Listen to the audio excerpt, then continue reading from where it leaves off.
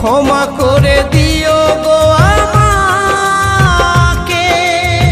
শিল্পীর বেদনা কেউ বোঝে কেউ বোঝে না, শিল্পীর যন্ত্রণা কেউ বোঝে কেউ বোঝে না। তবু গান গাই আমি আসরেতে, তবু গান গাই আমি আসরেতে। সাথী রে ভুলো না